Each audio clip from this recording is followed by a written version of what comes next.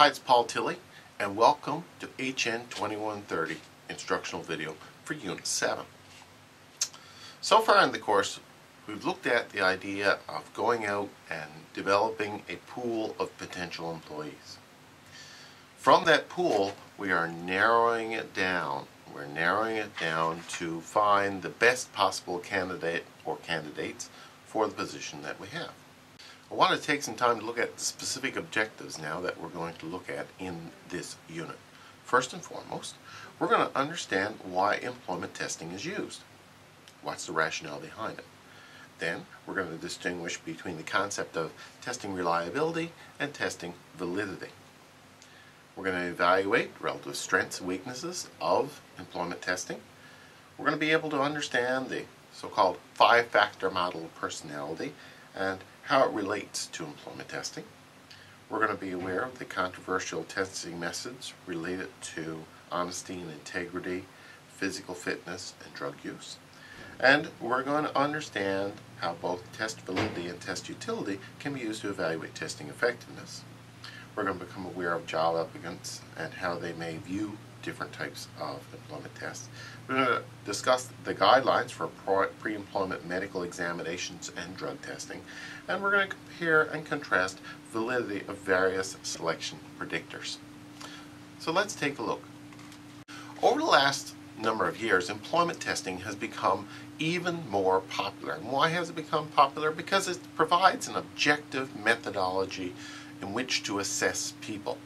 And the objectivity allows us to legally protect ourselves, meaning that if we're going to make a decision on a job candidate, we have a method that is approved nationally and internationally to do that, and we cannot be accused of discrimination one way or another. But it also provides a very quick method of cutting down the potential number of applicants. And I think employers like those two factors very much, and because of that we see employment testing is becoming more and more popular. Because so many companies use employment tests, they must have some relative strengths. So let's take a look at some of the key strengths that have been identified of employment tests. First, they're objective. It is very clear to see that we apply a same standard consistent measure. No matter who the individual is, that same standard measure is used to assess their availability and their suitability for the job. So well-designed selection tests provide a fair and objective basis for assessing the applicant's potential. That's a key benefit. As well, with highly well-designed tests, they give a high degree of reliability, meaning that they will tell us what we want to know. And valid, they'll measure exactly the things that we need to measure. So if we have good reliability, it provides consistency from one candidate to the next candidate to the next candidate, which again is a benefit to this testing, and it will provide an accurate result. If it predicts that something will happen, odds are that will happen. They're also very highly versatile, so the tests are versatile, not only useful for pre-employment testing, but as well are useful in determining the suitability of candidates for promotional opportunities. So we can use them not only pre-job, but during the job. And they're also able to dig out or to reveal hidden values and traits. So employment tests can uncover information in the selection process that can benefit a potential employee or work against a potential employee, so that we can determine whether or not that person is suitable, extremely suitable, or not suitable at all. We also must remember that employment tests are not without their detractors and not without their problems. We have to recognize that there are some issues that we really need to concern ourselves with whenever we're doing employment tests. First and foremost, the tests that we use are important. Are they a standardized test, or is it something that has been made up that doesn't necessarily have a good testing of validity? So are we measuring what we're supposed to be measuring? Some tests are questionable with regards to if they do a good job at in the validity and reliability department. So normally what employers do is they buy a standardized, tested, proven testing system as opposed to making up their own. because there are all kinds of validity problems that come with your own type of measurement. So sometimes too, testing is misused. Are we really using the test to determine a person's suitability, or are we using it for some other reason? Not to give them a job, for example, or to work against them. So these testing methods sometimes run into some challenges with their using and how they are used.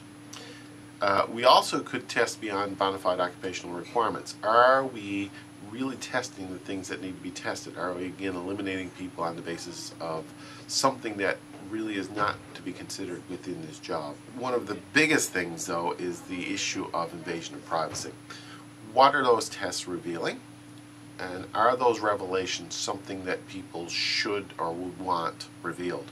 We want to make sure that whenever we do testing that we protect the information and ensure that privacy is kept.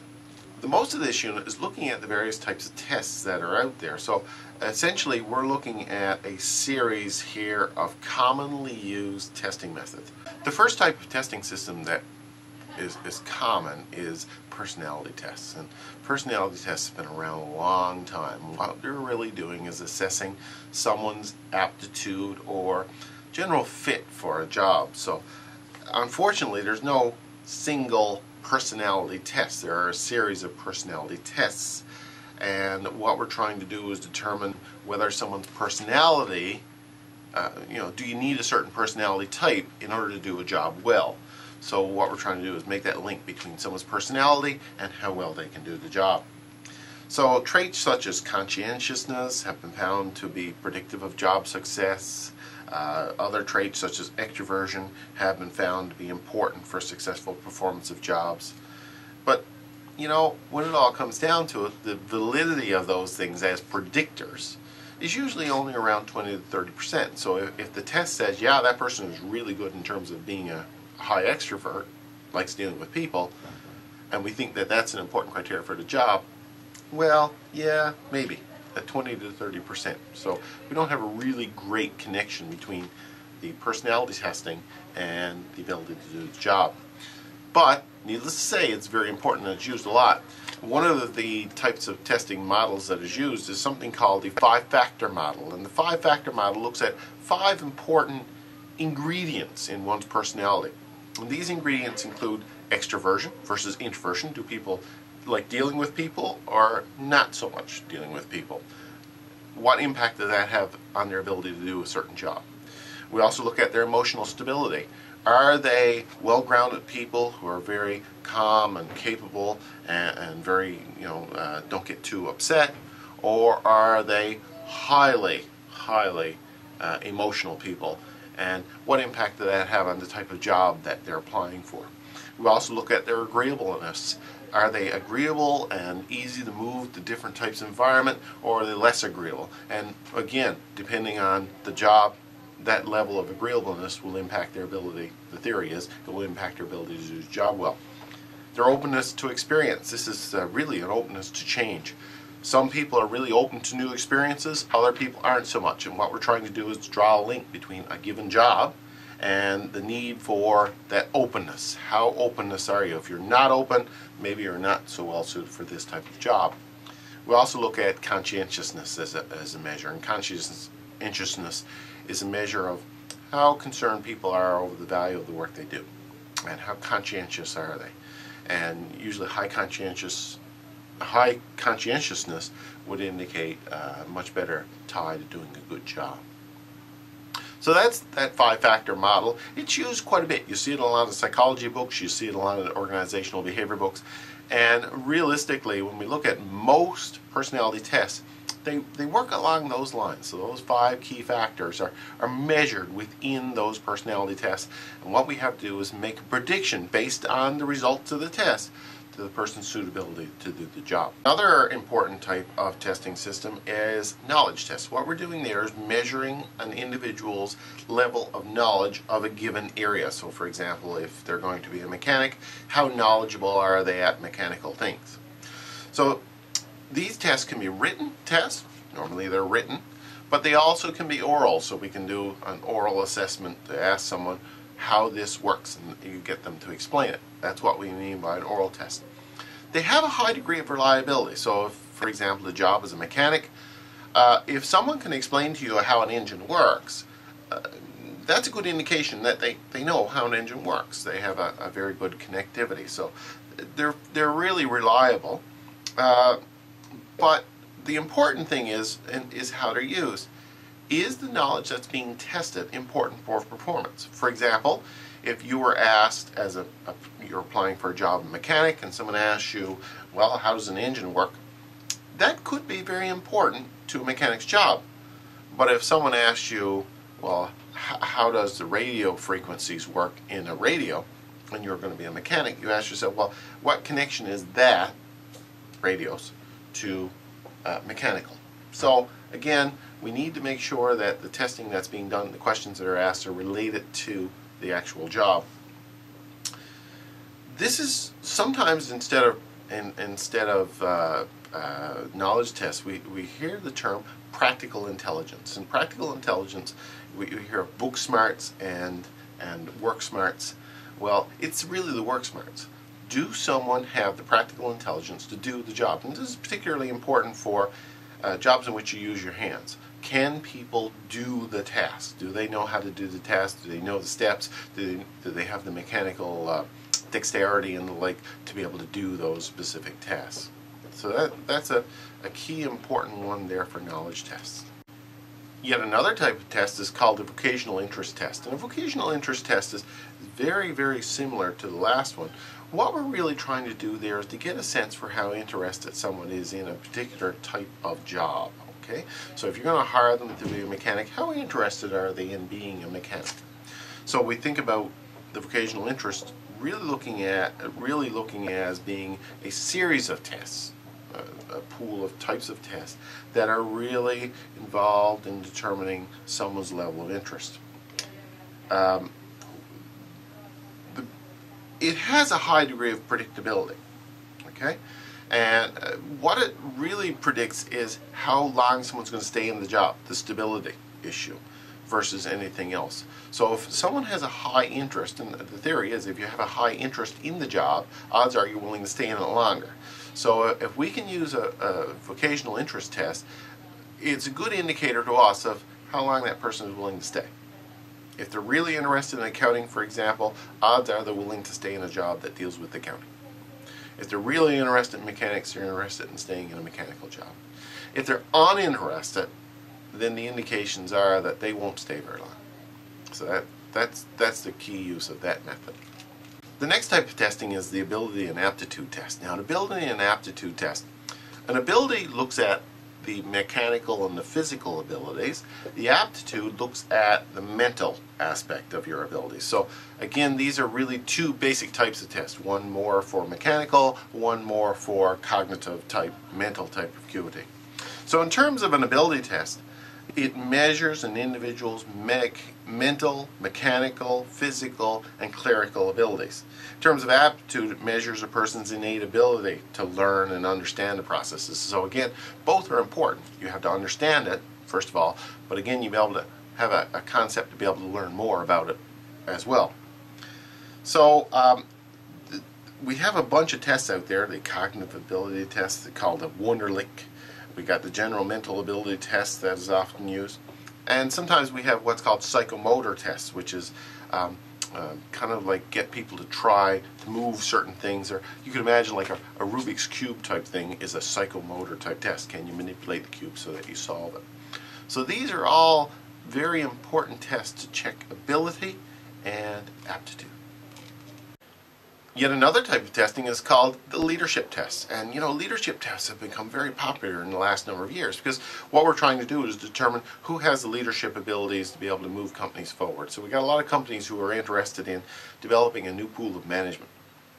Well, okay, there's a bunch of tests for that. And some of them are good and some of them are not so good. But we got the multi-factor leadership questionnaire is one. It's a good example. It's widely used. We got the concept of emotional intelligence. That's something that is widely talked about, but has not really been proven to be useful. Emotional intelligence relates to the idea of, okay, well, you can be intelligent, yes, very smart, but do you have emotional intelligence? Can you keep your emotions in check? Can you reason well? Can you do the sorts of things that are required in order to manage a situation very well? So emotional intelligence has been a bit of a controversial issue over the last number of years, but you'll see a lot of it in leadership material related to current issues in leadership and assessing leadership ability. So it's a term that crops up quite a bit, even though it's a very controversial term. A very common one as well is something called work samples and simulations. Work samples involves getting the person to actually do a sample of the work. So if we're working on an assembly line, for example, Toyota will bring in a bunch of people, potential new hires, and get them to actually work on the assembly line, a mock assembly line. Get them to actually do the job. Can they maneuver in tight places? Can they work a wrench? Do they have an ability to problem solve while a product is moving down a line? These are sorts of things. Toyota, for example, uses this quite a bit. So what we do is we really, in terms of the work samples, we're focusing on the key tasks, and it highly represents a real job. And we look at the key tasks primarily. Can you install a windshield? Can you install a tire? Can you do it well? And the applicant must perform those tasks in a standard set of conditions on an assembly line in such a way that it meets the standard. And can they do it well? Can you install a tire? Are you fumbling with it? Does it fall off? Or is it something that you can do very quickly and very efficiently?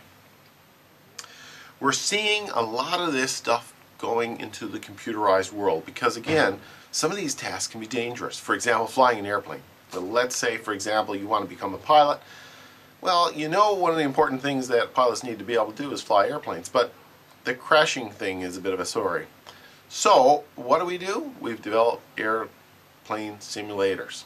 And I guess whether it be on your desktop or be it a fancy multi-million-dollar aircraft simulator, these training tools have become more and more important over the last number of years. It costs a lot of money to fly an aircraft. It poses a great deal of danger when someone gets in a machine that's a multi-million-dollar machine that can kill them and anyone else. So it's very important that simulators be used to be able to simulate as close as possible the flying environment, be able to simulate potential problems and how people deal with those problems. So airlines use these simulators quite a bit, and again, the benefits are great and the costs are less, and we have found a good relationship, particularly in simulators that are very, very relevant to the real world. Does it look like an airplane, for example? Does it move like an airplane?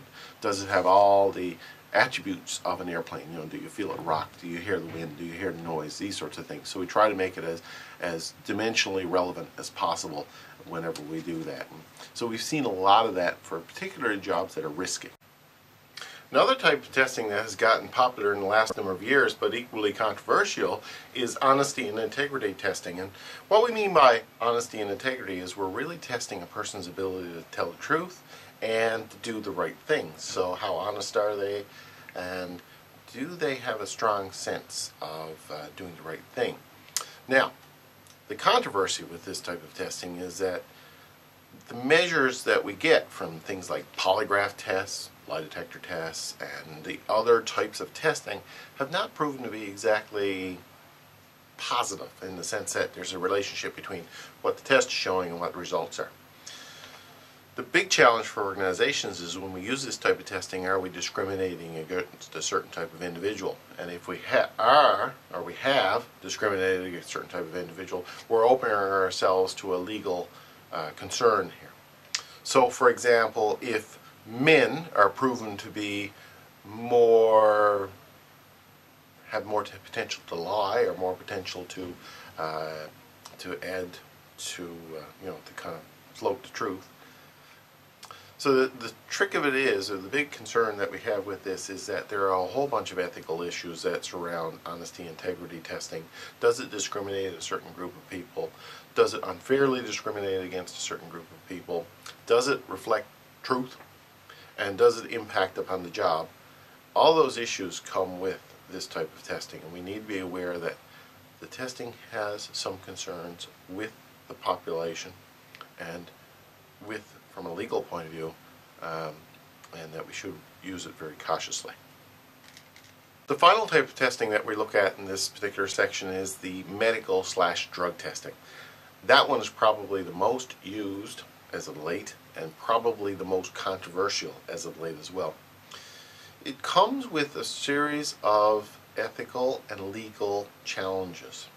First of all, from an ethical point of view, are we learning something about people that we shouldn't know? For example, if we find out that someone is prone, from this test, someone is prone to acquiring some sort of disease. Let's say, for example, we test their eyesight.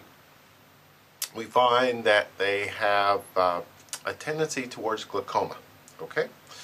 So we take that information, we realize that that person is going to become a high insurance risk. If we hire that person and that person goes on to have eye problems, then our medical insurance bills would go up, and that could be a high cost employee.